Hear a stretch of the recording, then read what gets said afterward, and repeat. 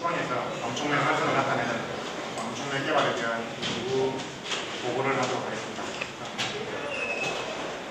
연구 배경입니다만 현재 우리나라는 세계 10대 에너지 소비 국가입니다. 그리고 수입 보전도가 98.4%, 그리고 이 에너지는 전 세계적으로 이제 심각한 문제가 되고 있습니다. 그리고 그 에너지 생산 국가가 한정적이라는 것도 문제가 되고 있습니다. 그래서 또 한 가지 더 문제가 뭐냐면 환경 문제입니다.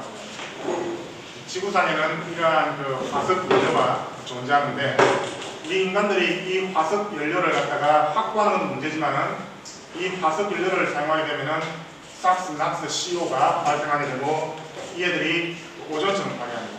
그리고 CO2는 그린하우스 이펙트를 만들게 되고 이 그린하우스 이펙트는 홍수, 기아, 인명 피해, 그리고 식량 문제 등으로 인해서 결론적으로 또 우리 인간에게도, 그래서 이 화석 연료는 양쪽으로 이렇게 우리 인간의 생존권을 압박하고 있습니다.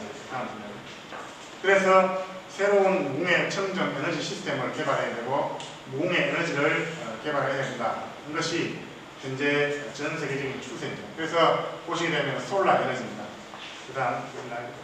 그 다음에 보게 되면 현재 주목받고 있는 게 앞으로 계속 더 주목받을 재료가 이 재료입니다. 그라치얼 셀인데 이것도 무궁의 청정 에너지 시스템입니다. 다음 슬라이드. 그리고 이제 퓨어셀 시스템인데 이것도 무궁의 청정 에너지 시스템인데 그 중에서 이 시스템보다는 먼저 수소 에너지를 확보해야 됩니다. 수소 에너지가 먼저 확보하고 수소 에너지를 효율적으로 얻어야만이 이 시스템에도 적용할 수 있겠습니다. 다음 슬라이드. 그래서 이 무궁의 청정 에너지 수소를 생산하는 방법은 여러 가지가 있는데 저희들은 이 광전기 과학적인 방법 중에서도 방충맥을 이용해서 이렇게 수소를 발생시키는 연구를 진행하고 있습니다.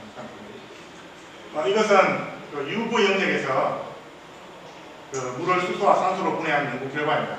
1972년도에 후지시마 선생님, 제가 동경대학에서 포스터를 할 때 후지시마 선생님하고 거기 있었는데 실질적으로 72년도 하게 되면은 역사 이야기는 그 전에 한 겁니다. 소련 과학자입니다. 그래서 이 당시에 주목받은 게 뭐냐면은 그 오일 쇼크 때 일본에 발표하니까 일본은 필요 없다 했는데 네이처에 하니까 네이처에서 전 세계적으로 주목받았죠. 그 당시에 딱 맞아떨어졌습니다.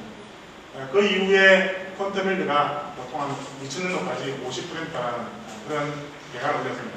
약 70년부터 2000년까지 30년에 걸쳐서 UV광, 아주 강한 UV광을 이용해서 50%까지 이뤘습니다. 그런데 이러한 UV광은 우리가 인위적으로 전기에너지입니다. 화석에너지를 사용해가지고 모든 그 전기에너지나 다른 에너지를 이용해서 UV광을 만듭니다. 그래서 이러한 UV광은 실질적으로 자연상에 우리 특히 지구에는 존재하지 않습니다.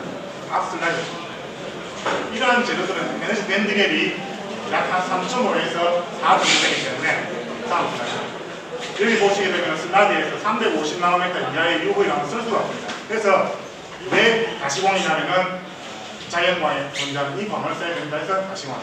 그래서 다음 슬라이드. 그래서 저희들은 여러 가지 재료를 합성하고 신소재를 개발해서 남이 하지 않는 재료를 개발하자 해서 적극적으로 재료를 개발하고 있습니다. 그래서 2000년도에 질소가 도핑된 TiO2 이 재료가 사이언스에 보고되어진 이후부터 급속하게 가시광에서 방충맥 활성화하는 그런 재료 개발의 진척이 빠르게 진행되고 있습니다. 저희들도 최근에 많은 재료를 합성했는데 PB비스마스 나이베트 재료가 이렇게 가시광 흑산단을 다시 나올 수가 있습니다. 그래서 이것은 질소가 도핑된 TiO2 방충맥하고 저희들이 만든 재료하고 이렇게 비교를 해보니까 퀀텀밀드가 한 1% 정도까지 높다는 사실을 알 수가 있습니다. 그리고 산소 발생 속도에서도 한 더블로 높다는 사실을 알 수가 있습니다. 그래서 PB비스마스 나이베트 이 재료가 첫 번째로 우리 해야 될 게 뭐냐면 이러한 구조 해석이 들어가는 것이 아니고 먼저 재료를 개발하고 바로 물분에 들어갑니다.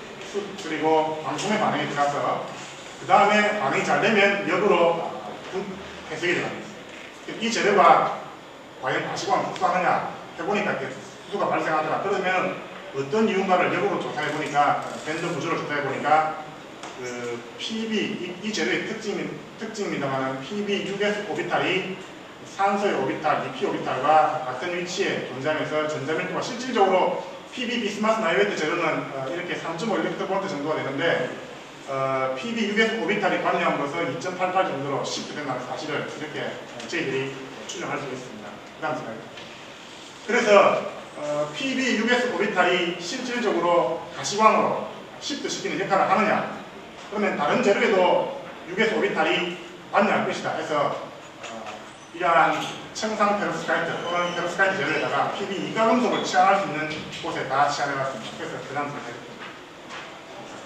이것을 보시게 되면은 이러한 재료들은 수만 가지, 수억 가지 재료를 만들 수가 있습니다. 사이트에다가 1가금속, 2가금속을 계속 취합하면서 나중에는 0.1부터 계속 취합하면 됩니다. 그래서 이러한 대표적인 재료에다가 PB를 도핑해 보았습니다. 그 결과 PB를 도핑하니까 가시광을 흡수하지 않던 재료들이 가시광을 흡수하는 그러한 결과가 되었습니다. 그 다음 슬라이드. 보시게 되면은 가시광을 흡수하지 않던 재료에 PB를 도핑하니까 가시광을 흡수하게 되고 수소를 발생시키는 그런 결과가 되었습니다. 그 다음 슬라이드. 자, 저희 여기까지가 작년도에 저희들이 보관되었습니다. 그래서 올해는 새로운 또 결과를 계속적으로 보여드려야 되기 때문에 생각했더니 뭐냐면은 이러한 PB 비스마스 나이웨트 재료를 갖다가 더 응용을 해야 됩니다. 그러면 어떻게 응용할 것이냐. 그래서 보시게 되면은 솔라 컨버전 이피션시가 있는데 싱글 시스템보다는 정천 시스템이 더 일드가 높다고. 이것은 옛날 세마이컨덕터 재료 그리고 팅필름 재료에서 잘 알려지는 원리입니다. 그 다음 슬라이드.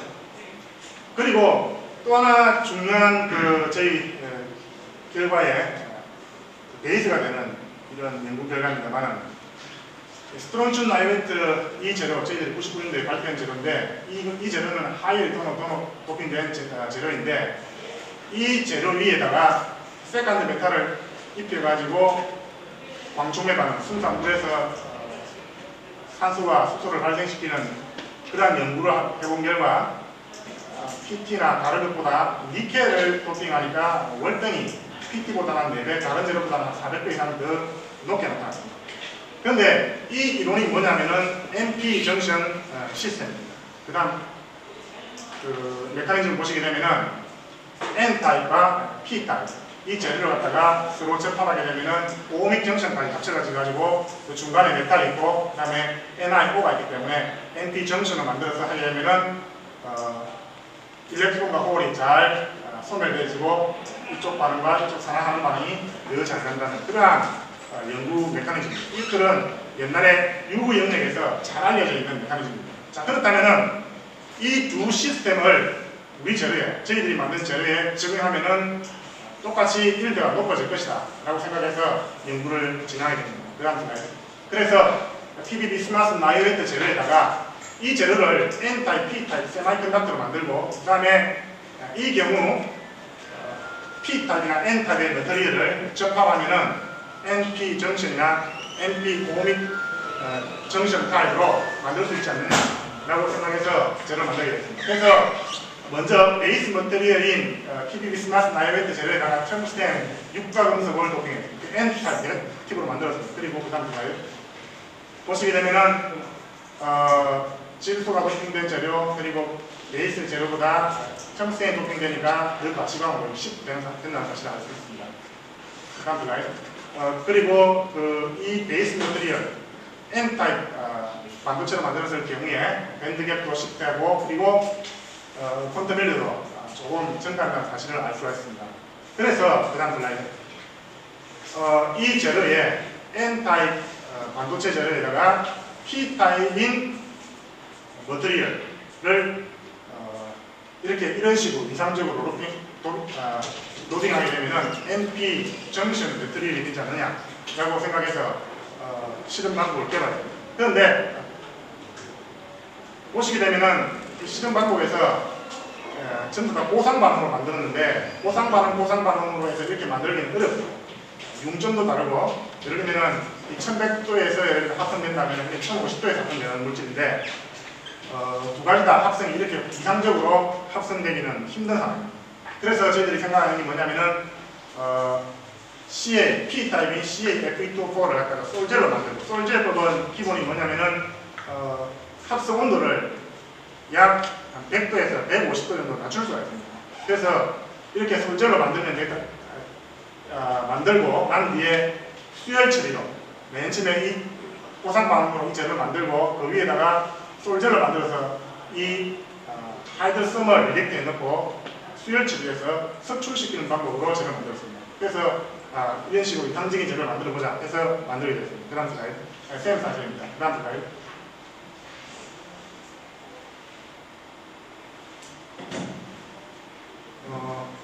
밴드갭이 이렇게 가시방으로 쉽게 된다는 사실을 알 수가 있습니다. 그 다음 슬라이드. 그리고 이 템 사진인데 베이스 머터리얼인 PB 비스마스 나이베트 젤은 청상젤입니다. 그래서 템 사진을 찍어보게 되면 이렇게 청단이 보이게 됩니다. 그런데 요 위에 로딩되어 있는 젤을 보시게 되면 CaFe2O4 같은 경우에는 첨단이 없이 없는 상태이고 그 다음에 EDX 분석으로도 CaFe2O4라는 사실을 알 수가 있습니다. 그 다음 슬라이드. 그리고 평가 방법입니다만은 그 IPL을 분해하는 능력에서도 접합 재료가 월등히 우수하다는 사실을 알 수가 있습니다. 그 다음 슬라이드. 컨테밀들은 보통 그 질소가 도핑된 TiO2 저 재료가 컨테밀드가 0.35%였는데 접합 재료는 한 4.2% 정도 더 높게 나왔습니다. 그 다음 슬라이드. 그 다음으로 오음이 포함되어진 정션 매트리얼을 만들어보자 해서 만들었는데 이것은 베이스 머터리얼 위에 텅스텐 메탈, 텅스텐 옥사이드를 깔아서 양쪽으로 정션 시스템을 만들어봤습니다. 그래서 그 다음 슬라이드. 이 시스템은 아까 보여드렸듯이 UV 영역에서 자갈려져 있는 그런 시스템을 가시광으로 가져왔습니다. 그래서 보시게 되면 합성 방법이 굉장히 까다롭습니다. 그래서 저희들은 이 방법을 CVD법으로 만들었습니다. 그래서 CVD법 보시게 되면 베이스 머터리얼 위에다가 맨 처음에 텅스텐 메탈을 위에 깔고 그 다음에 그 위에다가 다시 산소를 흘려줘서 메탈 위에 메탈 옥사이드를 깔았습니다. 텅스텐 옥사이드를 깔아는 그런 시스템입니다. 그래서 이 시스템이 재밌었습니다. 그래서 템 사진이나 샘 EDX 분석으로도 이렇게 확실하게 텅스텐 옥사이드가 확실하게 접합되어 있다는 사실을 알 수가 있습니다. 그 다음 슬라이드. 그래서 이 테이블입니다만 보시게 되면은 질소가 도핑된 TiO2 방충제는 2000년도에 사이언스에 보고됐기 때문에 이제 모든 가시광전에서는 베이스를 친다고 보면은 저희들이 만든 PB 비스마스 나이베트 재료와 그 다음에 접합 재료, NP 접합 재료 그리고 오믹 정신이 포함된 NP 컴포자이트 재료가 더 활성이 이렇게 컨트롤이 되어 있다는 사실을 알 수가 있습니다. 그래서 결론입니다만은 접합을 하게 되고 새로운 시스템을 개발하게 되면은 더 많은 컨트롤들을 가시광에서 높일 수 있다는 사실을 알 수가 있습니다. 너무 빨리 디스커션을 좀 많이 하고 싶어서 빨리 하세요.